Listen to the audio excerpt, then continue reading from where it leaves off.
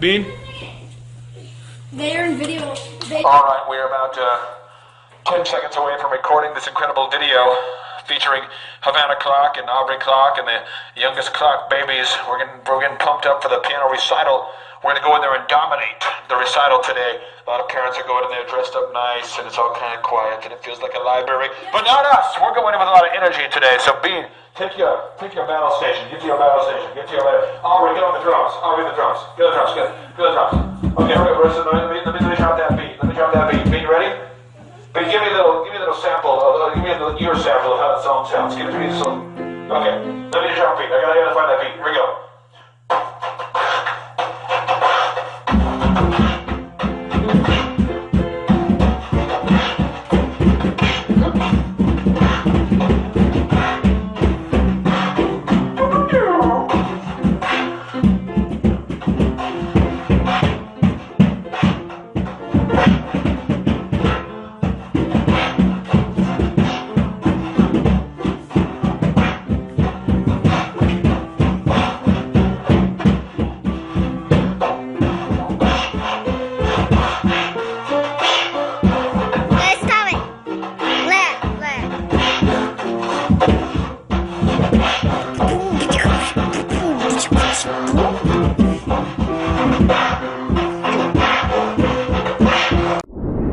Thrive Nation, on today's edition of the Thrivetime Show, we are interviewing the international best-selling author, Robert Greene. Robert Greene is the best-selling author of the 48 Laws of Power, the 33 Strategies of War, the 50th Law, Mastery, and the Laws of Human Nature. And he joins us today to share the importance of truly understanding human psychology and how to stay focused in a world that is irrevocably distracted.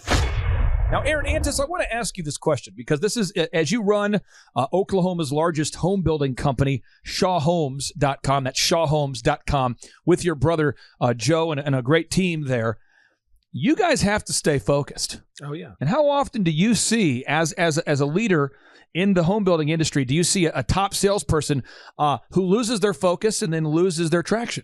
Oh, yeah, I've definitely seen it. We've had people who were at the very top of the leaderboard and then lose focus for some reason and eventually don't work there anymore because they aren't producing. Folks, if you're out there and you struggle with perpetual distraction, you're struggling to gain traction with your career, I encourage you to take notes as we interview Robert Greene as he showcases and shares with us his words of wisdom.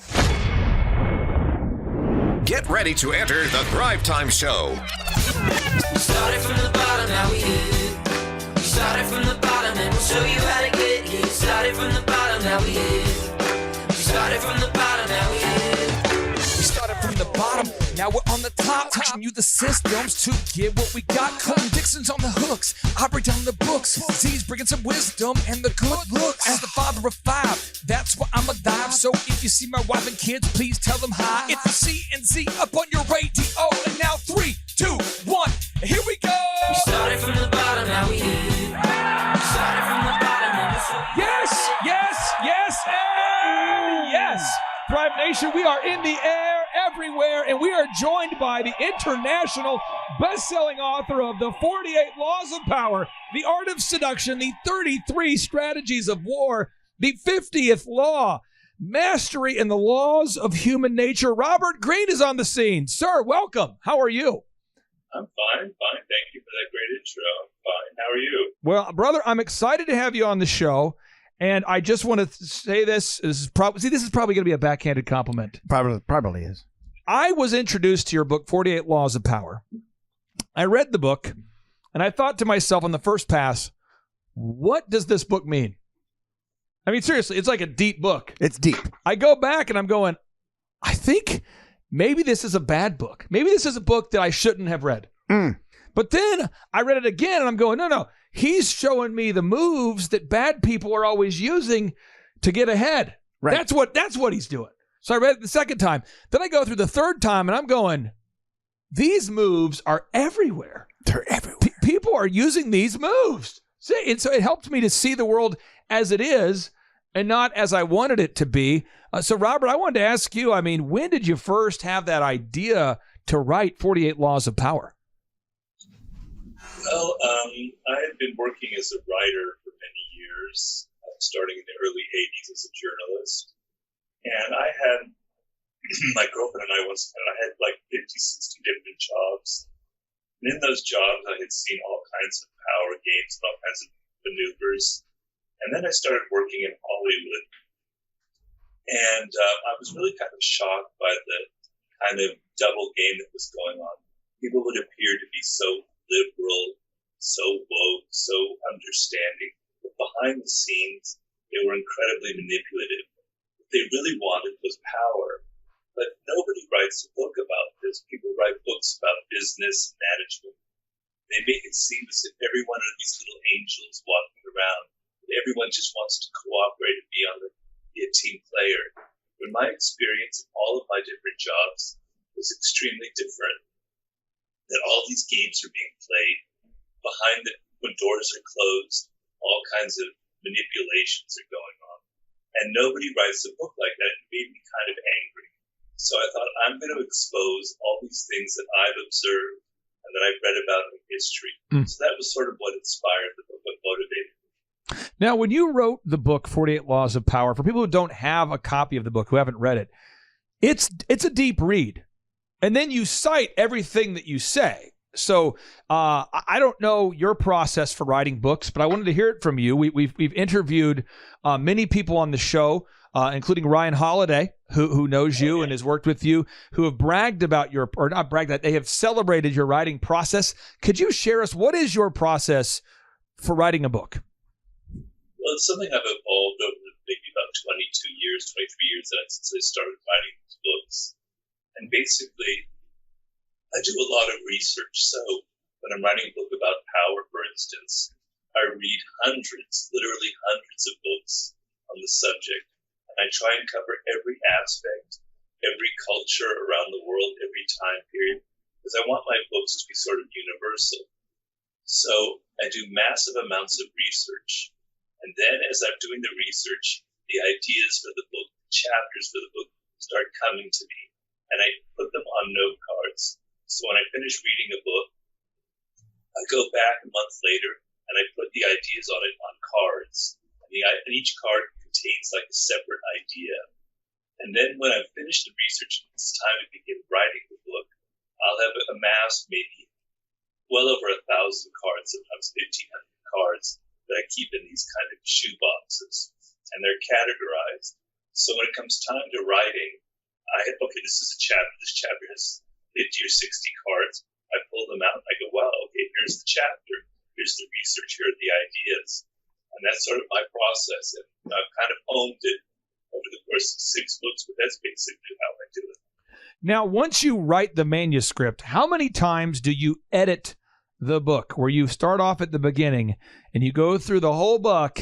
And for anybody who hasn't written a book before, you think when you first write it, if it's your first book, you go, oh, yeah, this is good. But then when you read it again, you say, this is bad. Who wrote this book? And then around the third time, you start to think, I'm a bad writer. I mean, how many times do you go through before you're happy with the book edits? Well, just to go back just for a second, back to the last question. The reason I do all that structuring of it is because I think what makes a good book is that it's well organized. Your ideas are organized. And a lot of books fall apart because people have an interesting idea, but they don't know how to structure. And so by the 5th chapter, things start repeating, etc. But to go back to your question here, I'm very hard on myself. So I write a chapter or I write a section, and then I go back and I start editing it. And my first draft, if you read my first draft, you go, this guy sucks. I don't know how he became a best-selling writer. He's not any good. He's mediocre. So I improve everything by editing. If I didn't edit, my books would be absolutely terrible. So maybe 3, 4, 5, 6 drafts starts getting better and better. And I'm quite a perfectionist. So I'm never happy until it's spot on. But I'm somebody that absolutely depends on 5 or 6 passes on the same thing to make it readable. And then once it's readable, how many times do you edit it before it's then publishable? Well, once it's readable, I go through it a couple of times. And my girlfriend, who's been with me for many years, she reads all of the chapters, and she helps me edit it. She gives her seal of approval on that. And then I know that then it's pretty much ready to send to New York to my editors. So once I've gone through those 5 or 6 or 7 passes, it's pretty much there. Who has, because there's so many big names that have read your books. Who are some of the big names that have read your books that have wowed you? Because when you're writing this book, I mean, you're not surrounded by celebrities. You're doing your research. I mean, who are some of the people that have reached out to you and have said, hey, I enjoyed your book, that just blew your mind? Well, there are a lot of rappers, 50 Cent, Jay-Z, Drake, I've met, I've worked with. And then a lot of athletes, Kobe Bryant, I'm sorry, his name escapes me, plays for the Portland Trail Blazers. Anyway, there are quite a few basketball players who reached out to me, coaches. I worked with somebody who's now an NBA coach. I can't name his name. Sure. We consulted with them. And politicians, I heard through the grapevine, I heard Fidel Castro had my book in his fan. And then there were presidents in different countries, like the president of Guatemala, for instance, and people in Ukraine who were politicians. Bill Gates has the book. Then when my war book came out, my strategy book came out, Chuck Hagel, who's then the Secretary of Defense, wrote how much he loved the book, and he gave a copy of it to Barack Obama. 33 Strategies of War. There are others. Will Smith, the actor, a lot of actors in Hollywood reached out to me, and film directors. I could go on and on. I don't want to brag, but it's extensive. You, a lot of Z. I noticed he didn't mention Clay Clark. He did not mention me. He didn't. No, he didn't. I'm sorry, I didn't know about you before. No, Z. A lot of athletes. Maybe Clay Clark at the top of my list. Oh, Oh, nice. there you go. I shaved him into it. That's I one of love the it. laws I of love power. it. He's That's the using power. on I me used now. the power on him. He's using a power move on me somehow. Power. We got to open the I book know, and flip I through. know. Now, this is a thing I want to bring up, though. A lot of athletes want to become rappers. A lot of rappers want to become athletes. It's kind of like singers and When actors. Robert, when are you dropping your rap album? When are you dropping the first one? Yeah, what do you? Probably after I'm dead, because I am the world's worst singer. I actually can make a lot of people laugh by how bad a singer I am.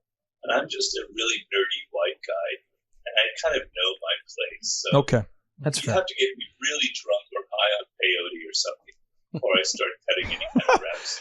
All right. Well, what I'm going to do now is I'm going to go through a few of the 448 laws of power, just a few, because I want to demonstrate to the listeners how I perceive knowing these laws has helped me with my career. And I want to get Robert's take on this since he's right here. So law number 9 from 48 Laws of Power, it reads, win through your actions, never through argument. To me, it sounds a lot like Proverbs 14:23 reads, in all labor there is profit, but the talk of the lips tendeth only to penury. Why do people need to know that they need to win through actions and never through argument? How is that practical for our business listeners out there? Well, words are a dime a dozen. Words are cheap. Anybody can say anything to defend their actions or try to persuade you what they want you to believe. And so we've all become very distrustful of words. I mean, we're barraged with advertisements. We hear politicians lie all the time. Anybody can say anything about their accomplishments, about what they're going to do. So people are naturally distrustful when you start trying to tell them what your great idea is or how they are wrong. But if you show it through an action, it's much more powerful. It goes directly to the brain. It goes, I demonstrate to you the rightness of my idea or the wrongness of your idea, for instance. So it's much more powerful. Instead of like trying to tell people why you did what you did, just demonstrate it to them, show it through what you've done, through what you've accomplished. I have a story, I've used it I believe in my second book on seduction, where this woman said, when I sat next to William Gladstone, this is in the 19th century, he was prime minister, I thought I was the most brilliant woman in the world. But when I sat next to Benjamin Disraeli, Gladstone's big rival, I thought that I have it backwards. She said, I thought Mr. Gladstone was the most brilliant man in the world. After I sat next to Mr. Disraeli, I thought that I was the most brilliant person. So he made her feel like she was brilliant and wonderful and great. Instead of telling her, trying to please her and flatter her, he just showed it to her by listening to her, by paying attention, by making her feel like she was the star. You know, your book has, again, if you're reading a Robert Greene book, this is not your recommendation. This is just my recommendation. You've got to take some notes. I mean, you've got to sit there. So you have to get the highlighter out. You got to get the highlighter. You got to take the notes. You got to stop and go, what does this mean? It's a lot like the Bible. You know, what does this mean? How does this apply? What's the principle? Law number 10, you wrote infection. Avoid the unhappy or the unlucky. I guess it says, again, avoid the unhappy or the unlucky. When I first read that part of the book, I thought, this is a mean rule. It's a mean law. Mean law. But then I opened up to Proverbs, Proverbs from the Bible. Proverbs 13:20 reads, he that walketh with the wise shall be wise, but a companion of fools shall be destroyed. Yeah. And I'm thinking, I think he's talking about avoiding idiots. And I started thinking about my business and my career and all the business successes I've had and all the problems I've had. And how many idiots you've had along the way? It seems like all of the major issues were caused by people with major issues. Yeah. Imagine that. Could you maybe help the listeners? What's the balance that you have? Because I know that you're a compassionate guy. You want to help people. But if you hire somebody who's a complete disaster to edit your books, you probably will never get them done. I mean, where's the balance there, Robert? Because I know you are a compassionate guy. Well, the idea is that we're very susceptible to the moods and emotions of other people.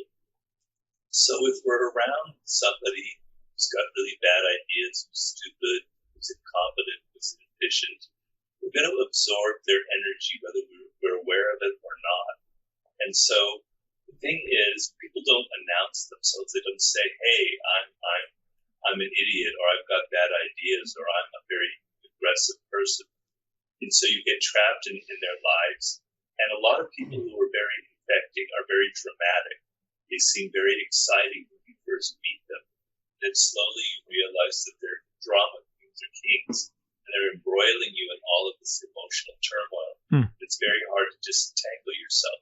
So who you associate with is going to play a very large role in how you feel in your moods and your emotions and the success that you have. So if you surround yourself, you don't choose wisely, you just choose people how they appear. If they appear charming, you're going to find yourself getting entangled in all these needless dramas and all these other things that you don't want. You're going to suck the energy out of you. On the other hand, associating with people who are successful, who have their act together, who are, very smart and rational, and who are practical and get things done, it's going to have that kind of effect on you. And it's not that you avoid people who are unlucky. The idea in that chapter is some people appear to be unlucky. They're surrounded by all kinds of unfortunate things, and you have sympathy for them. But the more you get to know them, you realize that they bring it on themselves. They're constantly churning out all sorts of problems around them, and they create their own bad luck. So people who are genuinely unlucky and unfortunate, you want sympathy for them, you want to help them. The people who you suspect are kind of creating their own drama for themselves. They can be very dangerous. So that's basically the idea behind it. Now, Z, law number 15 from 48 Laws of Power is crush your enemy totally. Now, again, at first glance, I read it and I say, is it mean? I don't. I love that. This is a mean. I love it. Well, then I open up my Bible to 1 Samuel, chapter 15, verses 2 through 3, and it reads, one day Samuel said to Saul, it was the Lord who told me to anoint you as the king of his people, Israel. Now listen to this message from the Lord. This is what the Lord of heaven's armies has declared. I have decided to settle accounts with the nation of Amalek for opposing Israel when they came from Egypt. Now go and completely destroy the entire Amalekite nation. Men, women, children, babies, cattle, sheep, goats, camels, even the donkeys, even the livestock. So again, what's the balance there, Robert? I mean, what are you talking about? How does that apply to the listeners out there? Well, it's not really meant for individuals, for your little individual battles. It's really meant for groups, for organizations, for businesses, and for armies and in the military sense. So if you notice, sort of the modus operandi of most large corporations, particularly in the tech sector, where their whole idea, their whole strategy is to completely eliminate any rivals. So Facebook, when it's basic, something like an Instagram, what does it do? It buys them out. It now becomes a product of Facebook itself. It can't allow to have any kind of rivals out there, because if you give people like that any space, they're going to turn into something larger and larger and larger. And the idea is you can't go halfway. When you start making it clear that you want to get rid of a rival, they know it. And if you don't go the whole way, they're going to come back and really make you regret that. And to me, the paradigm of that was Saddam Hussein in the early 90s with the first Desert Storm, where we went in and basically decimated the Iraqi army. But we didn't finish the job. We didn't go out and get Saddam Hussein, because the first Bush decided that was going too far. And then 10 years later, Saddam Hussein was back at it. He was worse than ever. And Bush W had to go back in there. And whether you like it or not, I think it was a really good strategy. But he had to go in there and waste a lot of lives and money to try and get rid of him. So the first time around was when he needed to get rid of the rival, finish the job. Now, Robert, I want to tap into your wisdom. So we have kind of like a town hall assembled here. We have Aaron Antis. He runs Oklahoma's largest home building company. He's here. We have Dr. Robert Zellner. He runs the state's largest auto auction and optometry clinic. We have James. He's an attorney. And so I've got a couple more questions. Then we're going into like town hall mode. And if we ask you a question and you don't like the question, if we paint them into a corner, if you hang up on us, we'll know we went too far. I think that's fair. Okay. We're not trying to crush you all the way to the end or anything. I'm just saying we're not going to apply that principle here. But okay, so law number 29, plan all the way to the end. What does that mean, and how do people not do that by default? Well, you basically, the end of your project, your idea is going to contain is everything, right? How you finish your job, how you finish your book, what the end product produces in your business. That's how people are going to judge you. That's what your success depends on. And most people kind of do a kind of half-assed job when it comes to strategizing. They're thinking of the goal that they want to reach, the business project they're launching, or the enterprise they're launching, or whatever it is. And they kind of imagine the end. They kind of have a wish about this is how it will end, and it'll probably be good. But they're not thinking all the way through. They're not giving it enough attention. So you want to put all the strategy into how this will actually finish, and give it deep thought, and not let your wishes and your desires affect the planning process.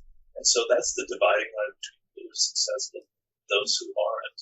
They're able to finish the job, they're able to execute it by planning and thinking as far ahead as possible. Is that clear? It's very clear. And I you said think deeply, and it reminded me of your book Mastery. And in your book Mastery, and I'm paraphrasing, but you were talking about that there's certain people in the future that they're going to have a hard time because they can't focus. You were talking about how in the future there's going to be this great division between the people that can focus and think deeply and those who are so irrevocably distracted by all the media around them that they can't focus and sustain a thought. I think we're seeing a lot of that happen right now. We're seeing that happen in front of us. We're seeing a lot of headline reading, a lot of people just grabbing a headline and sharing without knowing what the actual article's about. Could you talk about your book Mastery for a second and what you hoped to accomplish with your book Mastery? And again, and maybe even just thinking deeply, because that book was powerful for me about teaching me how to think more deeply. Well, it came out of a deep concern for what was going on in the world. I thought a lot of young people, we live in this age with incredible amounts of information at our disposal. And it really helps me a lot in writing my books. I can tap into anything that's ever been written, any ideas or scientific papers or journals all around the world. It's absolutely amazing. But at the same time, people are so distracted. They can't focus anymore, as you put it. They're on their phone and they're doing this, that, and the other, and the other. And so you see it in all the things that are being made today. Things are not made well. They don't know how to make a product. They don't have a kind of a craftsman sort of mentality where you actually put pride into making something that's well done. And And so, I remember traveling around the world to different hotels, and I would look at look closer to see how shoddily things are made, And so I was worried that people don't know how to make things anymore. They don't know how to build anything. They don't know how to create anything that's solid, that's going to last. So I wanted to show you the sort of timeless wisdom. This is what people, since the beginning since we were intelligent beings, this is the path that they follow to create something amazing, to become a master in their field. And I'm not talking about just writing books. I'm talking about business. I'm talking about even if you're working with your hands. I'm talking about athletes in any field. You have to have patience. You have to, first of all, choose the career that suits you so that you're emotionally engaged. If you're interested in literature and then you go into law, you're probably going to burn out because it's not what you're really connect to. Then you've got to go through an apprenticeship phase where you learn a lot of skills. You've got to be patient. You've got to be willing to take criticism. That is a problem that a lot of young people have. You can't criticize them. They get all personal. They think everything is about them. And when you're just trying to help them improve themselves, that was what made me glom onto Ryan Holiday as my assistant. It was amazing, but I could also criticize him and didn't take it personally. Then you have to understand how to work with people. And then you have to take all of this knowledge and become creative with it. And I take you step by step by step through this process. This is how the human brain works. You follow this path. Yeah. You go through your 10,000 or your 20,000 hours, and the end result will be success. You will accomplish something great. That's sort of the idea behind it. The quote that I was referencing is from the book Mastery that you wrote. It says, in the future, there'll be a great division. It says the great division will be between those who have trained themselves to handle the complexities and those who are overwhelmed by them, and those who can acquire skills and discipline their minds, and those who are irrevocably distracted by all the media around them and can never focus enough to learn. Z, you are a man who has mixed focus with fun. So to the person who doesn't know you very well, funness. Funness, okay. Fun People will they'll look up Dr. Zellner and they go, oh man, this guy owns a bank. He owns an optometry clinic. He travels a lot. This guy must really just be 90 miles an hour. This guy is just, but really, you're a guy that knows how to turn on the take it down a notch, take it down, focus mode. You make the checklists and the systems and the processes. And once you nail it, Z, you scale it. You do it. So what question would you have for the great Robert Greene? Well, first, thanks for being on the show. Love your books. And if I were to ask you this question about, other than your books, because we know your books are awesome and that you would recommend, what's 2 or 3 or 4 books that really impacted you, have been fun for you to read, that meant a lot to you for our listeners out there? We're going to kind of slide them towards, obviously, they're going to get yours in the gift pack. There's probably all the books in one pack. But what are some other books that you would recommend? Well, I'm a bit prejudiced, but I think Ryan Holiday's books are really, really excellent. And my favorite book of his is The Obstacle is the Way, which is an idea that I have used a lot in my books, but Ryan really nails it. And it's basically any kind of adversity in your life, any kind of resistance is actually a good thing. You want to push against it. Right. You want to go past it. You want it to be a teaching moment for you. So the negative things in your life, the negative experiences, they're going to enrich you in some deep way. Another book I like that's a little bit different is by Howard Gardner. I don't know if I have the title exactly right. It's something like The 5 Frames of Intelligence. It's something that I used a lot in Mastery. And the idea is that basically we tend to think of intelligence as just this intellectual process. People who are great at abstract reasoning, whatever. But he shows that there are these different forms of intelligence. And each person, each child, for instance, is basically primed for one of them. Might be good at 2 of them, but there's really one dominant one. And it's not, it could be words, it could be patterns and abstract reasoning, it could be kinetic, actually moving your body, it could be music and that sort of thing. It could be social. And the trick and the idea in that book is to discover what your natural form of intelligence that you are suited to, and be willing to lean in that the most, your choice of a career. And if you're someone who's like word oriented, and then you choose something that's not suited to that, you're going to have a life of misery. And I found that book very profound. Which is why you're not a rapper. Is that correct? Yeah, but maybe after this show, maybe I'll change my mind. You know? I think you got to do it. You got to throw it. I think I'm just saying. The boat. I think you and 50 Cent should sit down. Mm-hmm. I mean, come on, these guys love your stuff. You should say, Jay-Z and 50 Cent, let's sit down. Let's do a rap. And you could maybe it's like a hook. Maybe you're on the hook. Yeah. Maybe they sample you. I'm just saying you got to have. Maybe they could sample his hook. Oh, Is that yeah. I don't even know. You got to talk to the. You know, that kind of goes into everything I've ever written about, which is sort of knowing your place and about knowing which form of intelligence you're good at and being able to master it. I am not going to ever master rapping. I'm sorry. Robert, maybe you could use this example of like, folks, this is what happens when you get out of your lane. Don't do this. Well, what I'm saying is this: he could do the what is the classic Michael? You're the old DJ, the Michael Jackson song "Thriller." Thriller, yeah. And then who's the guy that reads in the middle of it? I mean, he was an old Vincent Price. Vincent Price. I've been approached by rappers to do that. There you go. That's the move. I remember back in the day there was the rock group Clash, and they had the poet Allen Ginsberg do what you're saying. He sort of read a poem in the middle of one of their songs. So I could do something like that. That's a great idea. Thank you. Well, you're very welcome. Free ideas. You want to write the song for me, Doctor? I will. I tell you what, consider it done.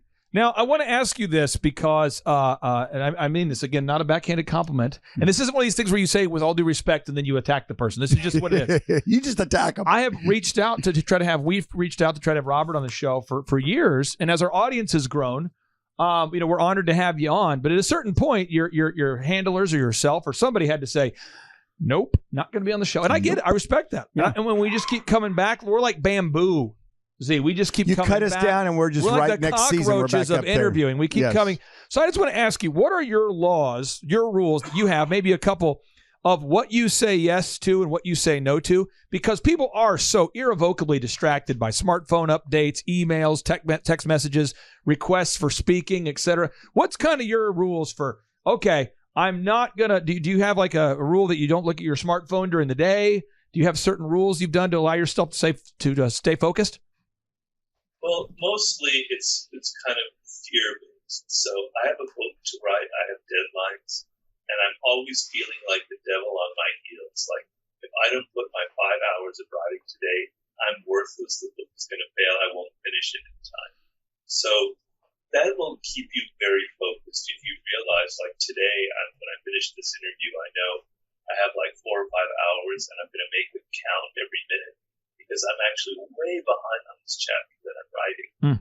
So having projects and having things that you have to get done and feeling a sense of urgency, which is something I'm very, I talk a lot about. I have this thing in my strategy book. I call it the death ground strategy.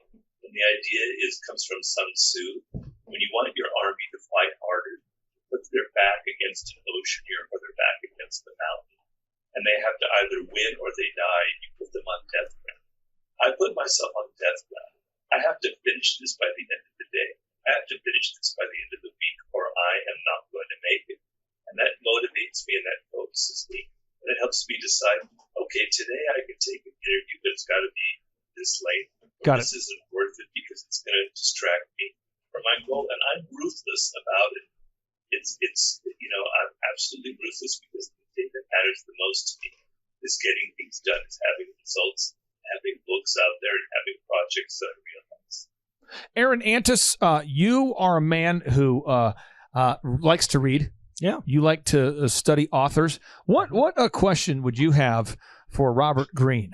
Being that I'm not an author, my main question is, like, I know when we build homes, there's like a certain one that I like the most. And there's certain neighborhoods that we've developed that the thatch roof, not model thatch plan roof, but typically with shingle. But good, when I go back and look at a community after it's all done, it's like, wow, that really turned out good. Is there a particular book that you've written? You've written a lot of books. Is there a big kahuna? I particularly like Mastery, but like, what is your favorite work that you've done? Or how about this? If for somebody out there who hasn't read any of your books, Is there like a snack pack? Is there one they should start with, or? And then I was also going to say, and why? What was it about that book that just really, was it the experience of writing it that you grew, or what was it that made it turn out as your favorite? Let's say.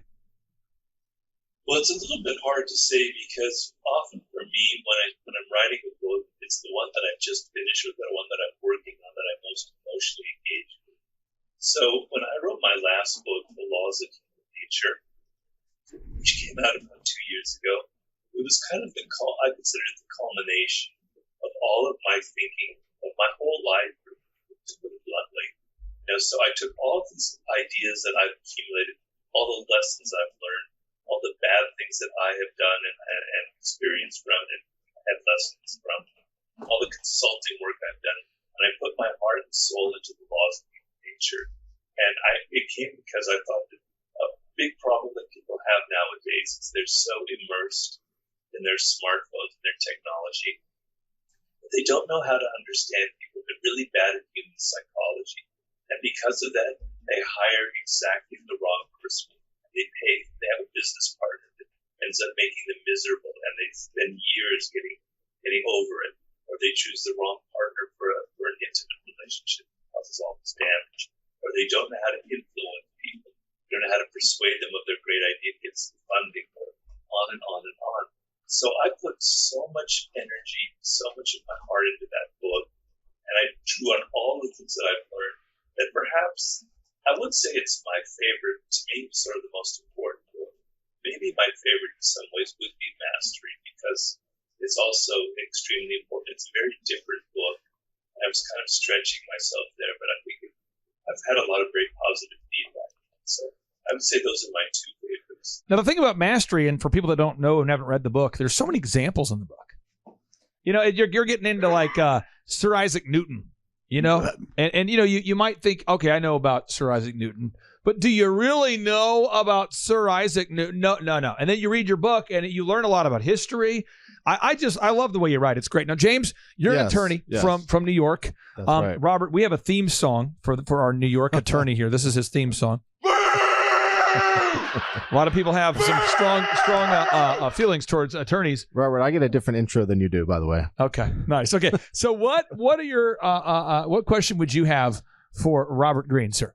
Okay, now I heard you talk about your process earlier, your writing process. I also heard you mention something about 10,000 to 20,000 hours. Yes. Maybe that's your time limit, or maybe that's your average time frame, or the first person, or a person's first experience at writing's timeline.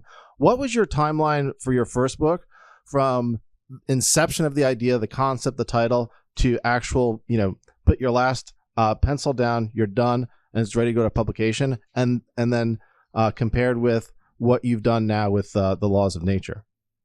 Well, it's a very interesting question, because my first book, I started writing it when I was basically 35, 36 years old.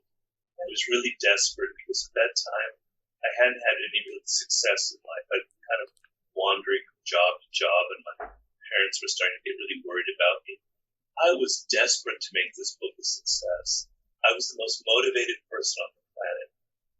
And to this day, I guess because I was a lot younger, I don't even understand how I did it. But essentially, I pulled that entire book off in 2 years. And what that meant was I had to create the concept that I've now used for all of my books. So I had to create it out of nothing. In other words, using stories from history, creating different sections, creating kind of more sections on ideas, and the quotes, the things on the margins and all of that. And then I had to read hundreds of books, organize it, and write it. I don't know how I did it. And as a contrast, my last book essentially took 5 years. 5 years? Yes. Whoa. Is that your cat? That was my cat. How many cats do you have? 2. What are their names? Claudius and Jacques. Claudius and Jacques, the 2 cats. Now, I want to ask you my final question here for you, sir, is you have the mic. Sometimes we have shows, Z, that have millions of downloads, and sometimes we have shows with hundreds of thousands of downloads. And I want to give you the mic to just share whatever you want to share with the Thrive Nation, and maybe you can tell us where listeners can find more about you. Well, I'm always like hungry for new readers for my books, because what really motivates me is there are a lot of self-help books out there, and everybody's interested in kind of changing themselves and improving their lives, becoming better at what they do.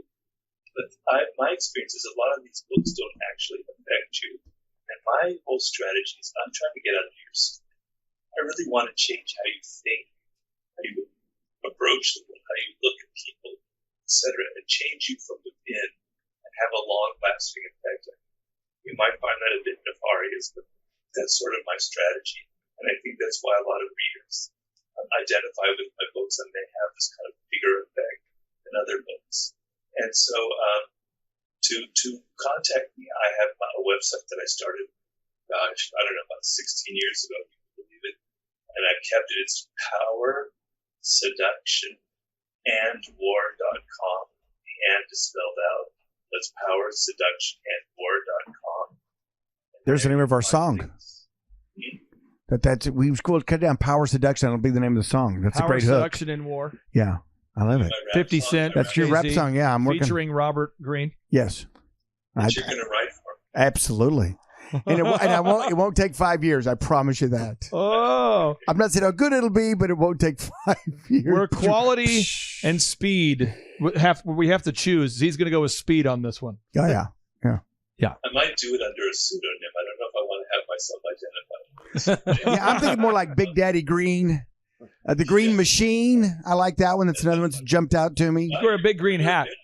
It'll be a costume. We won't even know it's you. A big green hat. Beautiful idea. Yeah. See, we should really spend hours thinking about this. We need to do it. Show. We need to do it. We need to do it. We'll circle back. We'll circle back. We'll circle. Robert, thank you so much for being on the show and for lowering your standards to allow us to be to interview you today. I really do appreciate you. Yes, big move. Yeah, well, I lowered it just far enough. Sort of, I liked it, so thank you. Maybe I'll keep lowering it even further. All right. And now, without any further ado, 3, 2, 1, boom!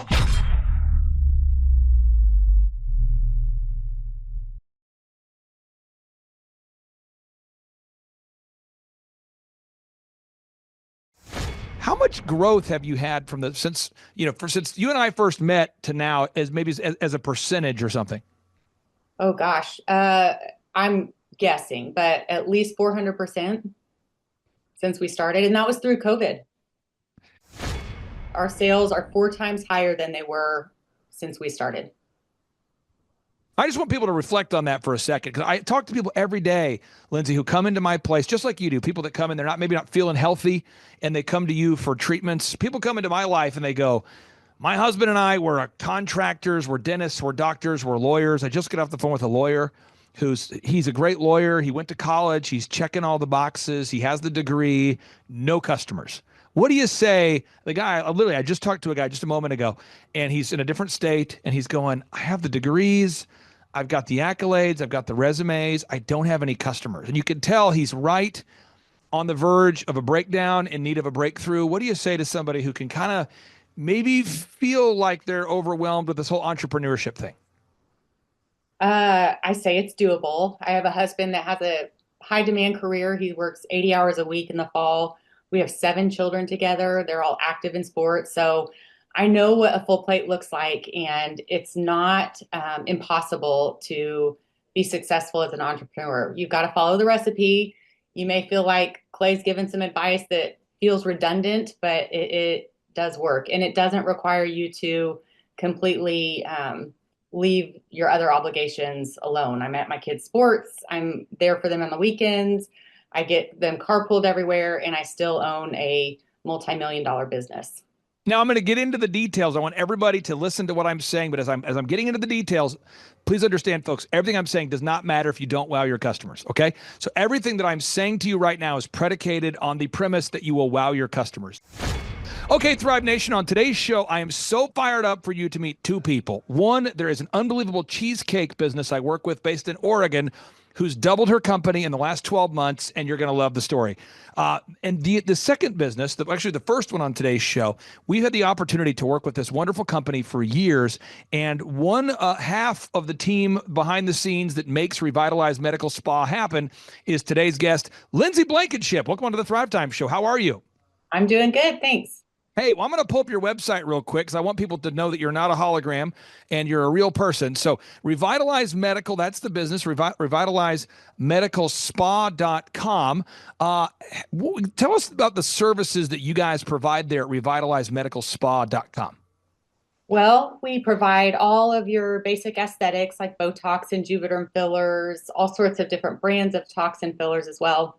And then we've added hormones, wellness, weight loss, peptides. That's kind of really the niche that I've sprung into that I just love and adore, and watching people feel better about themselves again and feeling like they're 20 again. So we do everything. We love women feeling like themselves again. Let me ask you this. If we go back to when you were 20 again, did you want to run a medical spa when you were, No. and I know you're still 20, but did you have that vision when you were 19 that you wanted to run a medical spa, or how did you arrive into this wonderful, thriving business that you've built? Well, I think it's a little bit of a God thing. I never wanted to be a business owner. I always wanted to be a doctor as a little girl. Discovered a PA school as an option that seemed to fit me better. And then I met another PA who is my business partner now, and we just decided to get trained in Botox together, do it on the side, and we treated people right, have great customer satisfaction, and so it just exploded into this huge business with 3 locations. So we couldn't be happier now, but neither one of us had the entrepreneurial dream when we were 20. What is a PA? For people that don't know that language, that nomenclature, what does PA stand for? PA is a physician assistant. So I describe it to my kids as kind of in between a nurse and a doctor. We can prescribe. We have much more privileges than an RN, but not quite as many as a full-fledged MD. We can't do surgery by ourselves, but we can do all the aesthetics and weight loss and wellness and take care of people. So that's who we are. Now, for a lot of our listeners, we've got about 1 million people a week that will download the show. Obviously, there's some listeners that will listen to 2 shows and some listen to 1, but there's about 1 million people a week that will download this broadcast on the various channels. And a lot of them live right here in Tulsa, Oklahoma. Some of them don't. For anybody who's in the Tulsa area, tell us about the services that you provide, maybe kind of for anybody who's going, they're not at all familiar with your industry, or maybe who's your ideal and likely customer or buyer? Who's a good fit for you guys at revitalizemedicalspa.com? Well, we treat men and women, but mostly women. As you start to notice differences in aging, whether that's physically on your face or in your body or how you feel. So pretty much, 35 and up is kind of our prime market, but we do have some 20-year-olds, we have some 80-year-olds, but mostly that kind of mid-age mom that's not feeling like she used to and just wants to freshen up, like I said, on the outward appearance or from the internal aspect.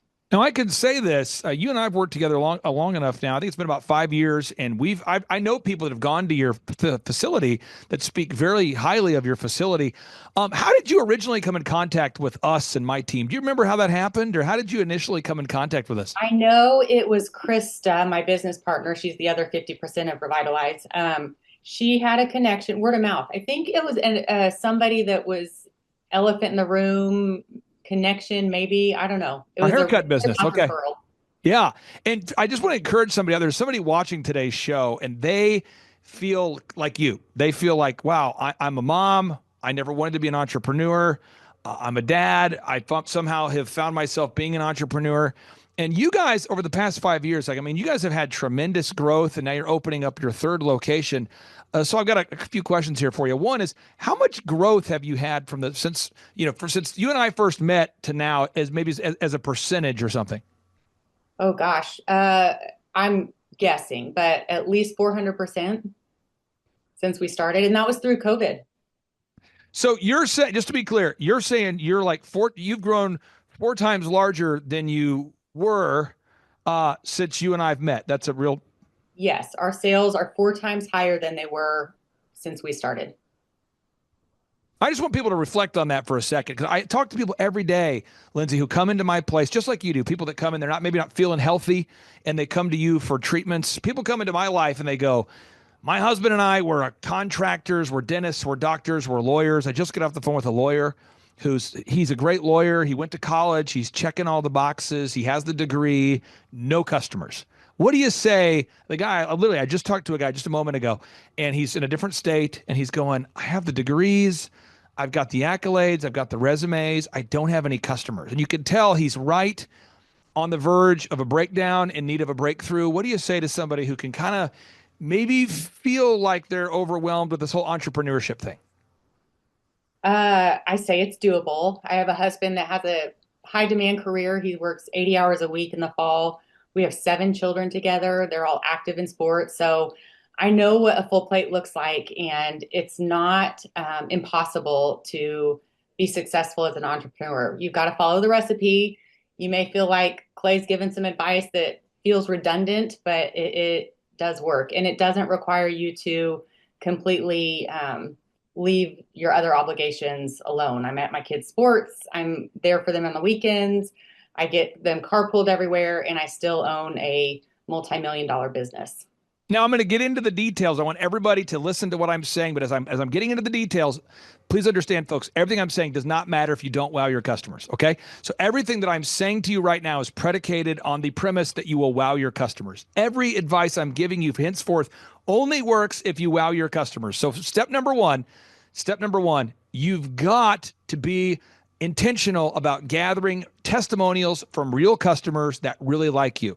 And I'm going to give you a backhanded compliment. You're like the best kept secret in Tulsa. You guys do such a great job, and customers love you, but it's not in your nature to, brag on yourself. And so the process of gathering actual testimonials from actual customers, that's been something you've learned to do. Could you talk about that for a second? Because before I met you, you were already wowing your customers.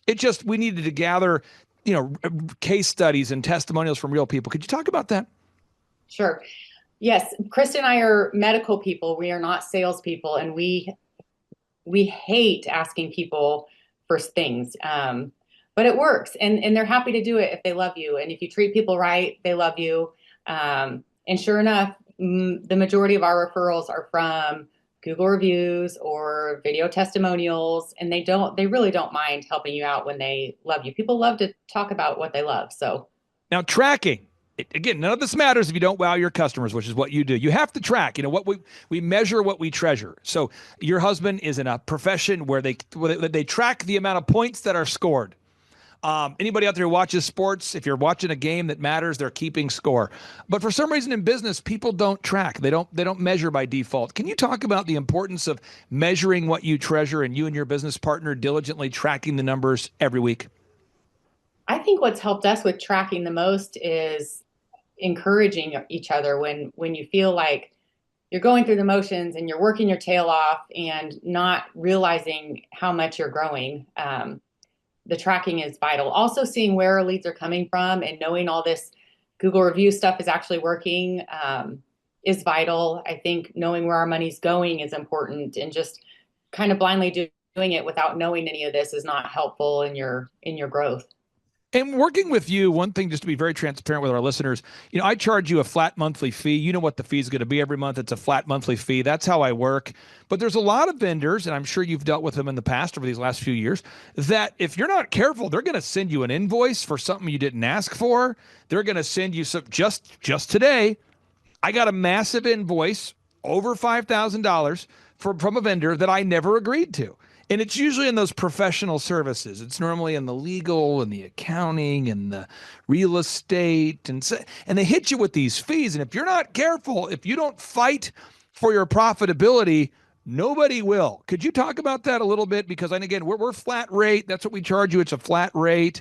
But I'm sure you've started to see vendors try to solicit invoices and charge you for things. Could you talk about that, about watching your numbers? Absolutely. I think greed is so dangerous, and other people that claim to be helping you or contracting with you see your sales or see some very intimate information like your bookkeeping, and all of a sudden they think they deserve more, or a percent of your gross sales or whatnot. And so I think finding the right fit is super important. I think knowing the fees up front and making sure you're signing or not signing contracts is vital in especially as you grow, because people want a piece of your money. Well, in the final 5 minutes I've got you here today, I want to ask you this here. For anybody out there that hasn't been to one of my conferences before or hasn't worked with us before, I always hear horror stories as recently as just a moment ago from this attorney. And he's like, I went to this guy's conference. Next thing you know, it's like $7,000 a month once you add up all the fees. And it's just this crazy contract I found myself in. And he was struggling to even grasp the idea that we do month to month and it's flat rate. And he's like, well, how long do you work with your clients? And I'm going, well, the average client's usually with us until they sell the brand. I mean, 6 years or 7 years, or I don't know. I mean, OxyFresh has been 18 years. Could you talk about the impact it's made on your business, knowing that that we're a flat rate and you don't have to think about all the stuff we do in the background for you? Yes, it's super important. And I think when we do analyze our tracking and our costs and where we can cut costs, our business coach is never on the table as far as that goes, because we know it's a flat rate. You're not going to hike up prices on us. And all the recipe you've given us for success is working. So, and just the accountability, like we would probably slack a little bit on those video testimonials if you weren't at us weekly about it. But I think it's important and it's invaluable, the price you pay. Now, I have two final questions for you. You have a great team. For anybody out there, if you haven't been to the website, I encourage everybody out there. This is a pro tip for everybody out there. If you're watching today's show and you go to revitalizemedicalspa.com, just that traffic helps increase the rank of someone's website. So if you want to help your friends, go to their websites. It helps increase their rank in the search engine. So I encourage everybody, no matter where you're watching from, go to revitalizemedicalspa.com. But when we go to your website, you have a great team. And that's why I try not to tell, my wife is a cheerleading mother. We have kids in cheerleading, and I try not to tell anybody at all that I work with you. I watch it happen, and I hear people all the time brag about, oh my gosh, that's the place to go. They're awesome. They're great. But you have great people. You have great people. Could you talk about why you're so intentional about who you hire there at your business? Yes. I think we had to learn the hard way. We hired some bad apples to finally find the good apples. Our team is amazing. You've got to find like-minded people. I think our patients too make the business. I think we've learned to be picky with who our market is, and some people want a look that we don't want to give. And so we tell them, and we're not scared to turn away clients and say, we're probably not your best fit. So that helps a lot, finding your ideal and likely market and being specific with that and picky. And same with your employees. That's so important. Don't settle. Don't ever settle, because it'll bite you in the butt. Now, my final question I have here for you, I'm pulling it up right now, and I'm going to show you some data. You're a smart woman. You're an analytical person. You look at things, so I'm not assuming you just to blindly believe these numbers. But this is the U.S. debt clock. This is the website that tracks the national debt, and you might see people post about this. And we're going to try not to focus on these numbers, but I want to zoom in on one number in particular. In a country of 341 million people, Americans, we only have 8.9 million self-employed people. Now, just to give you some background on this, folks, just some perspective, if 10% of our population was self-employed, we would have 34 million self-employed people, but we don't. And so if 3% of our population was self-employed, we would have 9 million self-employed people-ish, but we don't.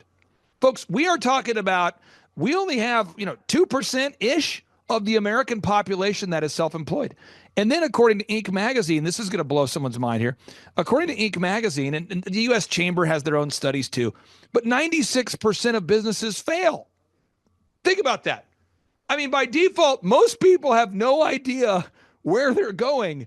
And by default, they fail. So as you are triumphantly opening up your third location, can you talk about just the peace of mind you have knowing that you're following a proven plan? Because everybody else by default seems to be guessing and failing, and you guys are following this plan. You're doing it week after week. Now you're opening up the third location. Can you talk about just maybe the peace of mind you feel following a proven plan? It's worked. It's worked through 3 locations, and we're about to move into this brand new building for our third location. And because it's worked historically in the past, we just trust it's going to keep working. We always, at the end of the year, when we're looking at our total sales, it always blows us out of the water. It's way over what we predicted or shot for, and it's because we follow the process. We do the work, and it works. Now, I'm not going to mention your husband, what he does, but I'm just going to say this. You guys are great people. I think your husband is first class. I think you're great. You and one of my clients in Oklahoma City are the only people that I know who have 7 kids. I have 5 kids. I've read stories about people that have more than 6 kids, but you guys have 7 kids. You're doing it. Everybody out there, I'm telling you, if Lindsay can find time to do it, you can do it too. Lindsay, final 30 seconds, I'll give you the final word. What do you want to say to everybody out there who's watching today's show, maybe feeling a little overwhelmed, struggling to find the time to do it? You're doing it. What would you say to anybody out there watching? Well, thank you, first of all. I think I'm my husband's biggest fan too, and he's awesome. My biggest advice is don't give up. You can do it one day at a time, one step at a time. Again, I work 28 hours a week now, and I have 7 kids and this multi-million-dollar business that we just keep opening more locations, and it's doable. We do the hard work. We don't slack off in any department, but it's worth it. And I wouldn't trade being my own boss for anything in the world. Well, it's an absolute honor to serve you, and I appreciate you carving out time. And just so people know, you're having massive success. I called Lindsay. I said, is there any way you could hop on the show to encourage some of our listeners? She did not call me. She's a very humble person behind the scenes. And I appreciate you stepping out of your comfort zone to be here with us. Thank you so much. Thank you. Thank you. Thank you. Take care. Bye-bye. Bye. Well, I can say just from this last January to last January, if you just took that month with our online shipping orders, we grew 240%. I would say 2 things, and you did not pay me at all to say this, but I would definitely go to one of your conferences, because what I tell people, it's not a motivational conference, it's an action-packed conference, and you're going to learn the steps to grow your business and scale it if you want. If your mom has a sweet tooth, you might want to listen up. We recently talked to an Albany-based cheesecake company led by a mom with an inspirational story and some delicious decadent cakes. Check it out. I'm joined now by the owners of Beloved Cheesecakes, Jen Jacobson-Brusa and Gabe Jacobson. Thank you both for coming on. Welcome. Thank you for having us. Yeah, thank you so much. Folks, on today's show, we have the pleasure, the honor to be joined with a real longtime client of mine, a wonderful lady. She's built a wonderful business called BelovedCheesecakes.com. Jen, welcome on to the Thrivetime Show. How are you? I'm doing good. Thanks for having me, Clay. Hey, I was good. The reason why I wanted to interview you on today's show is that at the conference we did, the last conference we did, you came up for a while. We had you do kind of a question and answer session. And we had one particular conference attendee that was telling me they were very inspired by the fact that you are just on your grind. You're implementing these action items. And they were saying that they felt through hearing you talk about how you were embracing the grind and diligently implementing the action steps that we've been coaching you through, it inspired them that they too could do it. So I wanted to ask you first, how did you originally hear about us or the coaching program that we offer here at the Thrivetime Show? My first time hearing about you was at the Reawaken America Tour in Oregon of 2022. Okay. And you know, we've worked with you since that time, and it's been really spectacular to watch you grow your business. For the listeners out there that aren't familiar, I'm going to pull up your website. It's belovedcheesecakes.com, belovedcheesecakes.com. Tell us about the business, how many locations you have, and just kind of give us a little bit of familiarity into your business there. Yeah, so I started Beloved Cheesecakes 5.5 years ago as brick and mortar in a small town, Silverton, Oregon. And that was 8 months before the lockdown. And anyways, end up having you come on board, and we've been growing. We now have 2 brick and mortar locations, have an online presence, and now I'm in a prestigious, like, bougie grocery store and 20 different restaurants and growing. So let's talk about it real quick here. Jack Welch, the CEO of GE, and I'm not trying to paint you into a corner, and I don't expect you to be a Jack Welch expert, but he did grow GE by 4,000%. He's also the best-selling author of a book called Winning. He wrote the following quote. He said, "You've got to eat while you dream. You've got to deliver on short-range commitments while you develop a long-term strategy and vision and implement it. The success of doing both, walking and chewing gum, if you will.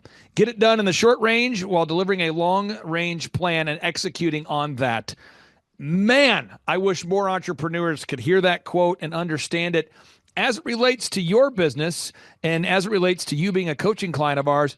Talk to us about the balance between having the big vision of where you're going and then also needing to answer the door when a new customer comes in, shipping the cheesecakes out, hiring staff. Talk to us about the balance of thinking about your long-term vision and also your short-term daily demands. Yes. Well, what I've learned from you and the business conference is how important it is to have a schedule. And if you don't have a schedule, your schedule is going to run you, having your to-do list. And that's what it is. It's not, I in the past have been easily distracted with the busy things, and I have to stay focused. I've learned that from you as well. There's so much I've learned from you, but I just today I'm having to work the front. I'm dealing with customers, but I'm also having to make sure that we have everything taken care of for next week and have our inventory and supplies and all that ready for next week. So it's just staying on task, not getting sidetracked, and being able to say, I just had customers come in and they know me and they're like, oh, hi, I haven't seen you forever. And I'm like, I'm so sorry. I have a call I have to take, so it's just staying on task. Now, I'm going to pull up I'm going to go 90 miles an hour because that's what it's like being an entrepreneur. So I'm going to go 90 miles an hour because that's what it's like to be an entrepreneur. And I'm going to walk people through this path that we're guiding you down, the path that you're going down, and the path that's producing success for you. First off, you have to know your goals.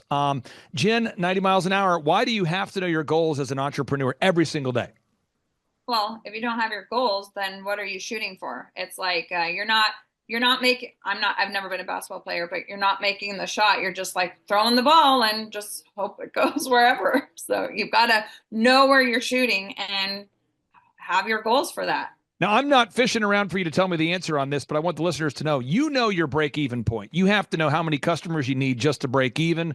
Maybe it's not the most fun to think about that, but every entrepreneur needs to know the numbers. Box number 3, you have to know how many hours you're willing to work. And you're somebody who will outwork almost anybody. You are a very hard worker, a diligent worker. You're also a business owner. You're also a mom. Let's talk about that, because the Bible in Genesis and Exodus, it talks about working 6 days a week and resting on the 7th. I think most Americans today don't work more than 40 hours a week. Let's talk about the grind. It's real, we now are in this bougie market called Zupan's Market here in the Portland area, and we have to deliver to them. So we have to be up at 4:30 in the morning on Wednesdays and be delivering. And then Wednesday we had an event that started at 5. It went until 10 at night. So we didn't get home until 11:30. And that's just what you have to do. You have to keep digging the ditch. I know it won't be like this forever, but right now you just have to keep doing it. Now, the next box, and I want to brag on you for this. A lot of clients come to me and they say, hey, I don't really have a unique value proposition. You guys had already, box number 4, had already established step number 4, a unique value proposition. Beloved Cheesecakes, you had already developed the flavors, the product, a great dessert item. I didn't need to help you with any of that. You'd already had that in place. I think the one thing we had to work together on, though, was to gather objective reviews from happy customers. So now when people go to belovedcheesecakes.com, we've got a large variety of happy client testimonials, objective reviews on Google, video reviews, and you can't fake that stuff. Can you talk about the importance of A, having a unique value proposition, and then B, gathering reviews from real people so that other people know about your unique value proposition? Well, definitely. We have an amazing product that we're consistent. It's high quality. We have our no-brainer, which is free cheesecake samples. And I try to tell a lot of my business friends, offer something for free, or, like how you do $1 for your first month of coaching. And then what was the second part of the question? No, I'm sorry to do a 2-part question, but one is you already had a great product, but I think one thing you and I've worked on together is making sure that the world knows it's great by gathering objective reviews. And before I met you, I think you had people love the product, but there wasn't a lot of online evidence that people did. No, there wasn't. And I'm going to be honest, the first month coaching with you, I thought, this is so dumb. Why am I focusing on Google reviews? But I'm so glad that I I focused on it. We've got amazing reviews, and it does make a difference. It keeps us up in the algorithm. It keeps us up on, people find us all the time through Google searching for best dessert or cheesecake. And then it's, you want real experience. You want people to actually share and not be fake. So I look at reviews. Now, since you and I have met, have you noticed an increase in the amount of online traffic or online orders or online purchases? Because again, you already had a great product before you and I met. And have you seen an increased amount of online traffic? Oh, 100%. Increase in online traffic, increase in walk-ins. I mean, it's everything that I've implemented. Having you as a coach, if I wasn't doing the action steps that you share with us, then I wouldn't be where I'm at today. And I mean, I think of myself without you in my life, and there's no way. I would not have known about the Dream 100. I wouldn't have known about the Google reviews, the images, the SEO, the more images, more reviews. I wouldn't. And you're into what's so fun, and why I called you today. I said we have to get you on the show. Is here we had an entrepreneur you've never met before, and I won't mention his name, but he was coming to our conference almost depressed about where he was at with his life and his business.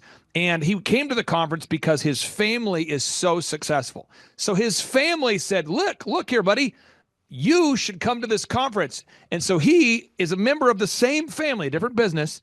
And he's like, wow, my family's having success. There must be something wrong with me.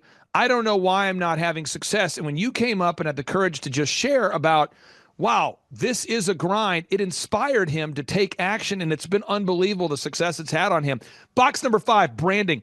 You guys have great branding. Everybody out there, if you want to see great branding, go to belovedcheesecakes.com, order a cheesecake, and you're going to see great branding. I'm talking about the packaging, the way the product shows up, the way the product tastes, the follow-up process, the way you call consumers if they have questions.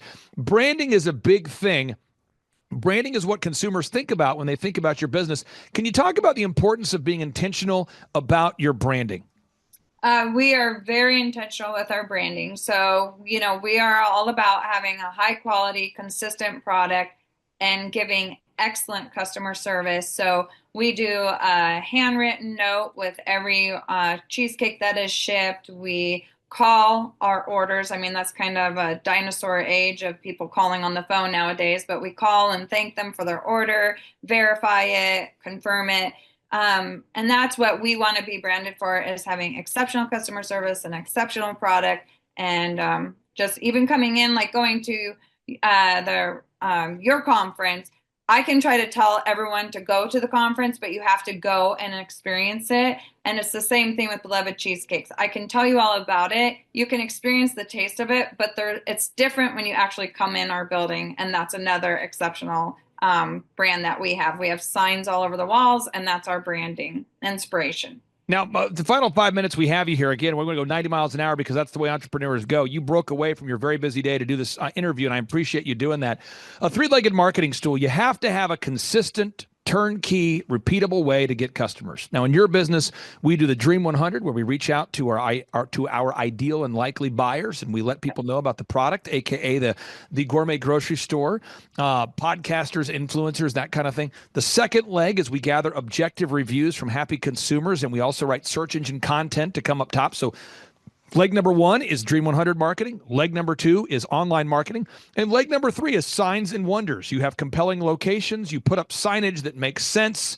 You're always offering the consumer a no-brainer offer for first-time customers. Can you talk about the mental stress that has gone away by knowing that you have a three-legged marketing stool of things that work? Because so many of my coaching clients tell me, they say, Clay, before we started working with you, we were trying everything and we didn't know what would work. And now we've got 3 things that do work. Could you talk about that, the importance of having a three-legged marketing stool in place?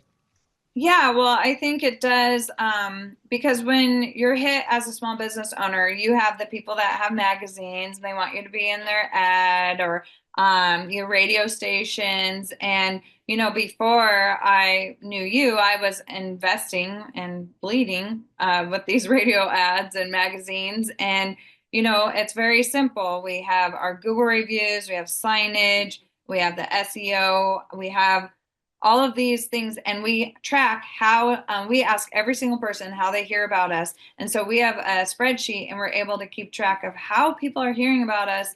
And so we can see where our marketing dollars are of value. And we have returning customers, and so many people come in because they see the signs and then the Google reviews, so it is important, and it's simple. We make it so much harder by, doing all the other fluff, I guess. And Now, yeah. I don't want to paint you to a corner. I'm not looking for a hard number. I'm just trying to build somebody's encouragement they can do it. If you had to think back 2 years ago, 2.5 years ago, in terms of the amount of online business you're generating now, people that find you from the internet, whether it be locally or online from out of state, how much kind of an increase do you think you've seen in online or traffic that's generated from search engine optimization, that kind of thing, than maybe 2 years ago? Well, I can say just from this last January to last January, if you just took that month with our online shipping orders, we grew 240%. It's so great. If you're out there, folks, I get emotional, coughing it up here, allergies. No, but if you look up Jen and her business, you are a very approachable, very normal person, but you're in the grind. And so my final two questions I have for you. Question one, what do you say to any entrepreneur out there that's stuck? They feel like, oh my gosh, I have so much that I need to do. And and in this case, this young man came to a conference, and his own family's there with him. He's feeling like he's not keeping up, like he doesn't have what it takes. And your message encouraged him so much. He felt like he could do it. What do you say to somebody out there that feels kind of stuck? Well, I would say two things, and you did not pay me at all to say this, but I would definitely go to one of your conferences, because what I tell people, it's not a motivational conference. It's an action-packed conference, and you're going to learn the steps to grow your business and scale it if you want. And then also, we do here at Beloved Cheesecakes, we have our to-do list, but we've taken 6 of the to-do list items, 7 of them, make them our priority for the day, and at least to check off those 7 items, or 7 items a day. So that way you are doing a little bit every day, and you're seeing a dent in your to-do list as it keeps growing. Now, final question I have here, and I know you have to get back to your shop because it's a very busy day there at belovedcheesecakes.com. A lot of our listeners, they look for a great gift idea. They want to get their spouse something for maybe an anniversary. Somebody's dating somebody. They're looking for a gift. Maybe they're going to take a gift to a family member. Maybe it's a birthday, Valentine's, 4th of July, Christmas, Thanksgiving, whatever the holiday is. And I encourage everybody out there to check out your products. But what should everybody check out if they have yet to experience belovedcheesecakes.com? I would say check out our mini cheesecakes. You can get those. They're 4-inch cheesecakes, and you can pick up to 4 kinds. That's our ultimate sampler. You could do that. But yeah, we have Easter coming up. We have Mother's Day. We have graduations, all of those things coming up. And, it does make such a unique gift to give to someone that has everything.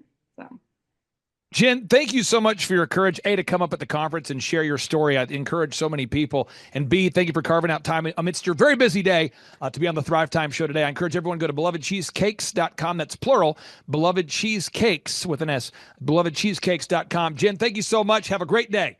Thank you, Clay. You have a great day too. Bye-bye. Clay, my honor to be on your show. And thank you for all you do. I hear the ripple effects from you are good ripple effects. You know what I mean? People rave about what they learned from you. So congratulations. Sean, guess what's happening June 5th and 6th right here in Tulsa, Jerusalem? We are probably going to have an amazing business conference here at Tulsa, Jerusalem. Yes, we're joined by Tim Tebow. Tim Tebow is going to be joining us right here at the Thrivetime Show World Headquarters June 5th and 6th. He's a very successful football player, obviously a Heisman Award winner, but he's also a very successful entrepreneur. Now, when you work with real clients, Sean, clients you really work with to help them grow their companies, do you ever hear a business owner tell you that they didn't have time to get something done? every day. How often is not having enough time a problem for business owners? All the time. It's like maybe 90% of the issues as people are trying to grow their company. Well, Tim Tebow's going to come join us here at the in-person Thrivetime Show 2-day interactive business workshop, and he's going to teach us time management and his approach to personal self-discipline and getting things done. Also at the workshop, I'll put up on the website so people can see it here. Also at the 2-day interactive workshop, Sean, we are going to be, there it is. We're going to be teaching accounting, systems creation, marketing, human resources, how to hire, inspire, train, and retain great people, accounting, social media advertising, search engine optimization. Sean, what's the area where most clients ask you for help the most? Is it generating leads? Is it hiring people? What's the biggest issue that most business owners have by default before they come to one of our workshops?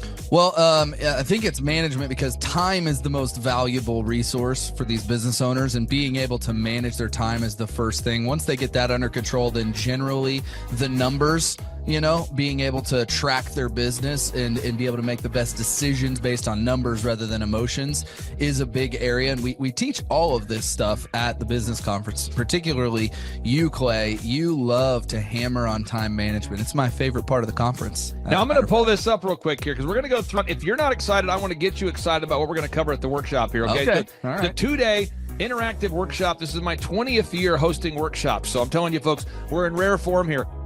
So one is the idea of establishing your revenue goals. I think most entrepreneurs don't know their revenue goals. Would you agree, or am I off my rocker? No, that's totally a very important point we do with every one of our new clients that come on board, is we have to establish the revenue goals. And generally speaking, we have a vague idea, but not an exact idea that can be engineered down into like the daily goals for sales. And so that's a really big one. Now, next is the break-even numbers. What kind of sales do you have to do to even break even? Yeah. Third is, how many hours per week do you want to work? What is your ideal schedule as an entrepreneur? Box number 4, how do you stand out in the clutter of commerce? What makes your company unique from all the different businesses? In a world of brown cows, herds of brown cows, proverbial brown cows, the analogy of brown cows, how can you be the purple cow that stands out? How can you be the squeaky wheel that gets the oil? Box number 5, branding. How do you improve the perception that people have of you, your business, your brand? Box number 6, marketing, your 3-legged marketing stool. What is a turnkey way for you and your company to generate leads so you can succeed? Because if you don't have any leads, your business will bleed. If you can't sell, your business will go to hell. You've got to generate leads. Sean, how often do business owners by default tell you they have a hard time generating leads? It's almost all of the time. It's really a huge struggle. And many times they may be creating leads, but just through word of mouth. So they get to a point where we've implemented systems, and then they need to create more leads, but they've never had to do it. So there's a lot of different scenarios where business owners are like, how do you create leads? Something we hammer on at the conference a lot. Box number 7, create a sales conversion system. Again, box number 7, create a sales conversion system. Sales scripts, recorded calls, one sheets, pre-written emails, lead trackers, all of the sales tools, the sales print pieces, the one sheets, the big screens that you see inside the business. Whether you're a doctor, you're a dentist, you're a lawyer, you got to have sales systems in place. We help you with that. Box number 8, what does it cost you to get another customer? Step number 8, what does it cost you to actually acquire a customer? Step number 9, it's hard to build an organization if you're not organized. We're going to teach you how to create repeatable systems, processes, file organization. Box number 10, we're going to teach you how to manage people, real people on the planet Earth. This just in, we're going to teach you how to manage real people on the planet Earth. Box number 11, how to create a sustainable schedule that works for you and your family. Step number 12, how to create human resources systems for recruiting, hiring, training, and retaining great people. Box number 13, accounting. This just in, we have to cover accounting. It's not how much you make, it's how much you keep. We're going to cover all the accounting things you need to know. And step 14, finally, what is the point of even achieving success? We're going to go over what is the point of even achieving success, how to design a life that you're excited about, how to design a life where you carve out enough time for your faith, your family, your finance, your fitness, your friendship, your fun, and where you're going to spend your focused time. We're going to go through that, all this and more. Now, the workshop, Sean, it's June 5th and 6th. Yep. It's a 2-day interactive workshop. Yes. And tickets, we always do it. It's $250 or whatever price that someone can afford. Sean, why do we let people name their price? Why do we have scholarship tickets available if somebody can't afford the $250 general admission ticket? Well, we don't want anybody to miss out on it. You know, you could be at a startup phase or you could be, you know, way along in your business, but we want to make it accessible for everybody. I think it actually goes back to a story of your dad, and like it goes all the way back to how you've always done this as a business coach, trying to make sure that, you know, your average people out there have access to the things that work. Now, 7 a.m. to 5. Sean, why do we go from 7 to 5 both days? I mean, it's 10 hours a day.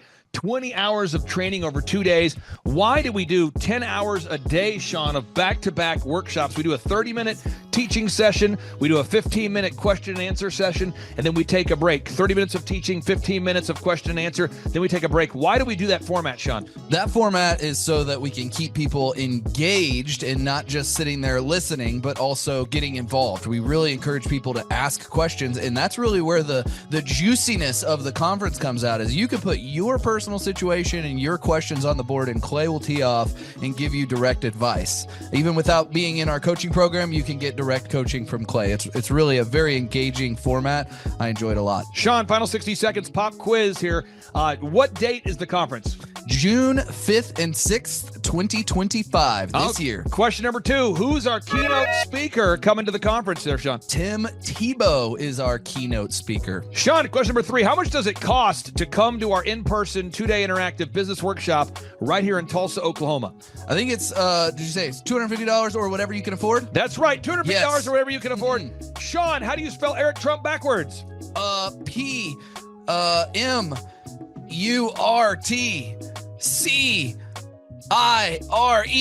Ooh, that took a long time. I'll have to listen to this. And right. All right, again, that's Sean Lohman. I'm Clay Clark, inviting you to come join us at the in-person Thrivetime Show 2-day interactive workshop, June 5th and 6th, right here in Tulsa, Oklahoma. Sean, I'm excited to have this event. I'm excited to see you at the event, June 5th and 6th, right here in Tulsa, Oklahoma. Tim Tebow, baby. It's Tebow time in Tulsa, Jerusalem. You could be anywhere doing a lot of different things, but you chose to be here. Clay Clark is here somewhere. Where's my buddy Clay? Clay's the greatest. I met his goats today. I met his dogs. I met his chickens. I saw his compound. He's like the greatest guy. I ran from his goats, his chickens, his dogs. So this guy's like the greatest marketer you've ever seen, right? His entire life, Clay Clark, his entire life is marketing.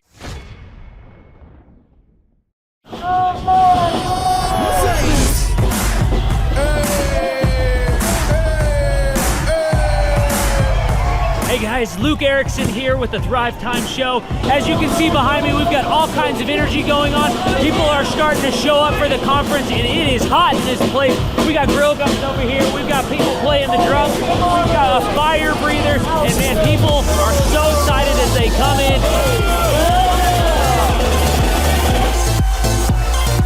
The conference is kicked off. This house is packed. We've got Aaron Hansis with Shaw Holmes up there. We've got Steve Currington with Total Lending Concepts up there talking about what is possible when you just implement, when you do the proven system. It's so exciting. People are going crazy. Guys, Luke Erickson with the Thrivetime Show here with you. It is day 2 and the energy is high. People are so excited to be showing up. The team is ready. Come on, let's see what it's like to go on in for day 2. Follow me.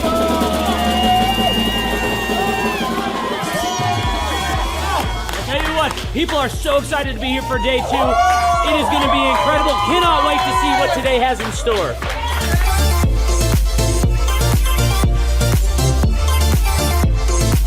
Right now, here at the conference, we've broken into groups going over search engine optimization. And I know for most of us, myself included, if you hear that term, you go, what is that? What does that mean? That's too techie for me. Well, our experts are breaking it down for people so that you can clearly understand how to come up top in Google. It's doable. It's possible. Now, now we're in the middle of a break, and what we like to do is we like to give you as much tangible and relevant information from about the start of the hour for 45 minutes. Then we take approximately a 15-minute break to allow people to connect with other entrepreneurs around them, bathroom breaks, and also use this time to just really digest all of the good information that you're receiving the whole time. Right behind me, we've got Bob with his grill gun, melting an ice sculpture. It is awesome. The ice sculpture represents our life, right? It's here for a time, but we all need to have the sense of urgency to implement the things that we're learning so that we can make the most of the time that we have. I heard about it on the podcast. Started listening to the podcast, became a fan, and then figured out about the workshop. I own an insurance and financial services agency, and I was hoping to learn from the workshop systems and processes. I'm big on systems and processes and always learning better ways to run a business more efficiently. The atmosphere's second to none. It's a high energy, really cool atmosphere to be around. Contagious, I would say. Just something every entrepreneur, I think, would appreciate and love.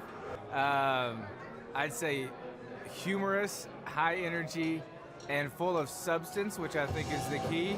A lot of business coaches or seminars maybe are high on motivation and making you feel good, but don't have a lot of substance that you can take back and implement, the following Monday, where his does. Man, there's a lot of valuable things. I'm gonna say, this is my second workshop. The first workshop I took back really the importance of a group interview. I used to spend hours and hours interviewing people, screening resumes, and that saving my time on that part is valuable. It was that and then the sales scripting that have been two major things just so far.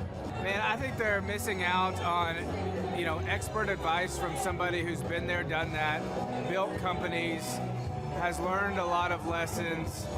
That's what I'm always looking for, is somebody that I can learn from that's ahead of where I am. And I think if you choose not to come, you're missing out on a lot of good advice that could help your business. Hi, I'm Aaron Antis with Shaw Homes. I first heard about Clay through a mortgage lender here in town who had told me what a great job he had been doing for them, and I actually noticed he was driving a Lamborghini all of a sudden, so I was willing to listen. In my career, I've sold a little over $800 million in real estate. So honestly, I thought I kind of knew everything about marketing and homes. And then I met Clay, and my perception of what I knew and what I could do definitely changed. After doing $800 million in sales over a 15-year career, I really thought I knew what I was doing. I've been managing a large team of salespeople for the last 10 years here with Shaw Homes. And we've been a company that's been in business for 35 years. We've become one of the largest builders in the Tulsa area, and that was without Clay. So when I came to know Clay, I really thought, man, there's not much more I need to know, but I'm willing to listen. The interesting thing is our internet leads from our website has actually, in a 4-month period of time, has gone from somewhere around 10 to 15 leads in a month to 180 internet leads in a month. Just from the few things that he's shown us how to implement that I honestly probably never would have come up with on my own. So I got a lot of good things to say about the system that Clay put in place with us, and it's just been an incredible experience. I am very glad that we met and had the opportunity to work with Clay. So the interaction with the team and with Clay on a weekly basis is honestly very enlightening. One of the things that I love about Clay's perspective on things is that he doesn't come from my industry. He's not somebody who's in the home building industry. I've listened to all the experts in my field. Our company has paid for me to go to seminars, international builders shows, all kinds of places where I've had the opportunity to learn from the experts in my industry. But the thing that I found working with Clay is that he comes from such a broad spectrum of working with so many different types of businesses that he has a perspective that's difficult for me to gain because I get so entrenched in what I do, I'm not paying attention to what other leading industry experts are doing, and Clay really brings that perspective for me. It is very valuable time every week when I get that hour with him. From my perspective, the reason that any business owner who's thinking about hooking up with Thrive needs to definitely consider it is because the results that we've gotten in a very short period of time are honestly monumental. It has really exceeded my wildest expectation of what he might be able to do. I came in skeptical because I'm very pragmatic, and as I've gone through the process over just a few months, I've realized it's probably one of the best moves we've ever made. I think a lot of people probably feel like they don't need a business or marketing consultant because they maybe are a little bit prideful and like to think they know everything. I know that's how I felt coming in. I mean, we're a big company that's definitely one of the largest in town. And so we kind of felt like we knew what we were doing. And I think for a lot of people, they let their ego get in the way of listening to somebody that might have a better or different perspective than theirs. I would just really encourage you, if you're thinking about working with Clay, I mean, the thing is, it's month to month. Go give it a try and see what happens. I think in the 35-year history of Shaw Homes, this is probably the best thing that's happened to us. And I know if you give them a shot, I think you'll feel the same way. I know for me, the thing I would have missed out on if I didn't work with Clay is I would have missed out on literally an 1,800% increase in our internet leads. Going from 10 a month to 180 a month, that would have been a huge financial decision to just decide not to give it a shot. I would absolutely recommend Clay Clark to anybody who's thinking about working with somebody in marketing. I would skip over anybody else you were thinking about, and I would go straight to Clay and his team. I guarantee you're not going to regret it because we sure haven't. My name is Danielle Sprick, and I am the founder of D. Sprick Realty Group here in Tulsa, Oklahoma. After being a stay-at-home mom for 12 years and my 3 kids started school and they were in school full-time, I was at a crossroads and trying to decide what do I want to do? My degree and my background is in education, but after being a mom and staying home and all of that, I just didn't have a passion for it like I once did. My husband suggested real estate. He's a home builder, so real estate and home building go hand in hand, and we just rolled with it. I love people, I love working with people, I love building relationships, but one thing that was really difficult for me was the business side of things. The processes and the advertising and marketing. I knew that I did not have what I needed to make that what it should be. So I reached out to Clay at that time, and he and his team have been extremely instrumental in helping us build our brand, help market our business, our agents, the homes that we represent. Everything that we do is a direct line from Clay and his team and all that they've done for us. We launched our brokerage, our real estate brokerage, 8 months ago. And in that time, we've gone from myself and one other agent to just this week, we signed on our 16th agent. We have been blessed with the fact that we right now have just over 10 million in pending transactions. 3 years ago, I never would have even imagined that I would be in this role that I'm in today, building a business, having 16 agents. But I have to give credit where credit's due. And Clay and his team and the business coaching that they've offered us has been huge. It's been instrumental in what we're doing. Don't ever limit your vision. When you dream big, big things happen. I started a business because I couldn't work for anyone else. I do things my way. I do what I think is in the best interest of the patient. I don't answer to insurance companies. I don't answer to large corporate organizations. I answer to my patient, and that's it. My thought when I opened my clinic was I can do this all myself. I don't need additional outside help in many ways. I mean, I went to medical school, I can figure this out.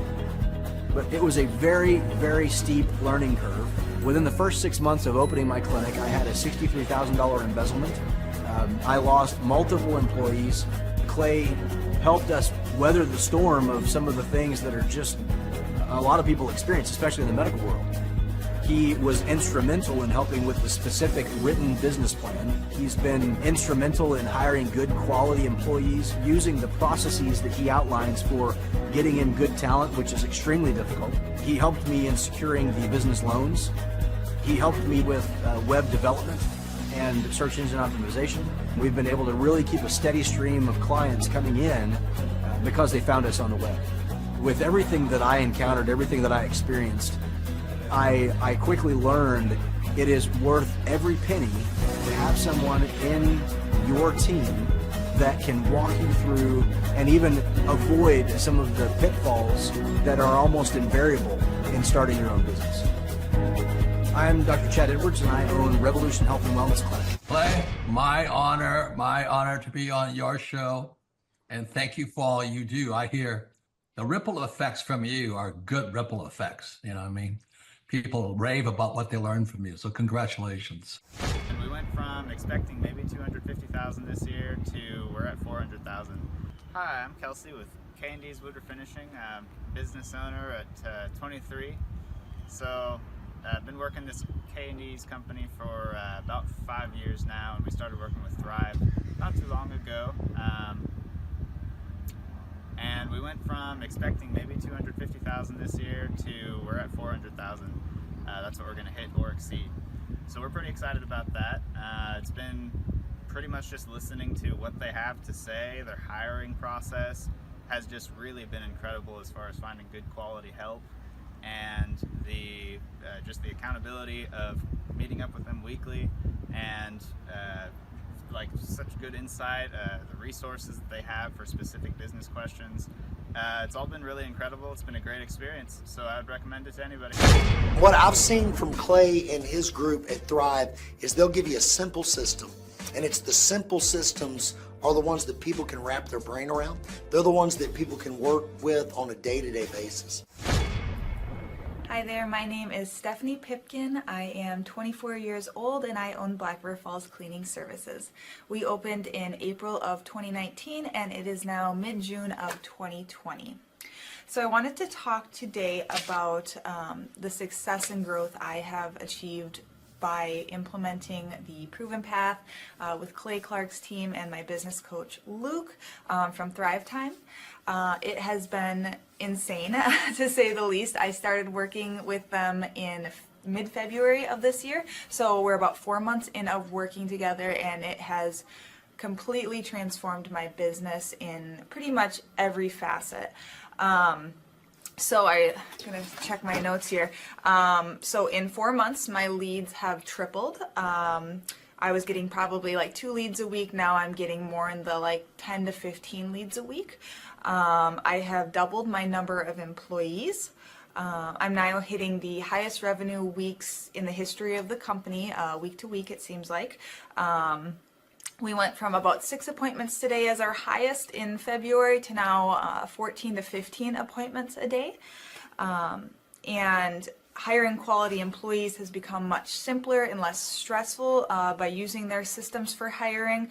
I typically only get maybe 2 complaints a month, if that, and everybody shows up to work. I just have really high quality employees now, especially in something people typically consider a high turnover type of work, you know, cleaning houses, cleaning businesses. I have amazing employees now, and I get rid of the ones who are not so amazing and bring on new ones because of, you know, group interviews and interviewing every single week. It's just been great, and such I don't waste as much time on low quality candidates anymore. And your coach will hold you accountable. I mean, which I love. Again, the tough love is really great. You know, Luke's like a stern father figure, but he's also nice, but also stern when he needs to be when I'm being lazy and not doing the things that I know I need to do because I don't want to do them. So that's just great. Worth every penny. I mean, I'd pay him $1 million a month if I can, and maybe someday I'll be able to, but I would just say go for it. If it seems like a good fit, just go for it. Do what they say, even if you think it's stupid or ridiculous, just do what they say because it'll work. You know, people, when they look at my business, you know, people in my town, they think I'm lucky. They think I'm just, you know, things just happen for me. And, you know, maybe I am lucky, but it has a lot to do with hard work and, you know, perseverance and, you know, working till you cry sometimes. That's just being an entrepreneur, which if you're a business owner, you understand that. But it's having these systems in place of, you know, of course I'm going to be successful. It's an absolute because I have all this stuff in the background happening, and I have Luke and Clay and everybody on their team working really hard to make sure that I'm a success. And I can tell that they are just so excited every single week when I'm having all these wins and things like that. They're so excited for me. So it's the best thing ever, and I would suggest to anybody to work with them. So sorry for the long-winded reply, but I just had so much to say, and I could go on for hours probably about how amazing they are. But thank you to Clay and Luke and the entire team there, everything you guys have done for me, and I am so excited to continue to work with you for years to come. Thanks so much for watching. My saying is, if it's important to you, hire a coach. And I think that's one of the reasons people are not successful is they eat a cheeseburger instead of hiring a coach, you know what I mean? And so my coach pushes me. They're younger than me. They push harder. They're trained. And as my rich dad always said, you know, amateurs don't have a coach, but professionals always have coaches. So I've always had coaches for whatever is important. You know, my rich dad was one of those persons. You're on it, man. You're on it. You're on it. Everybody listen to this guy. He knows what he's talking about. Mm-hmm. You have the macro picture. Very few people have that point of view. Clay, you're an entrepreneur. I'm an entrepreneur. And as they say in Stoic, the obstacle is the way. And so if you let these pinheads get in your way, you're in trouble.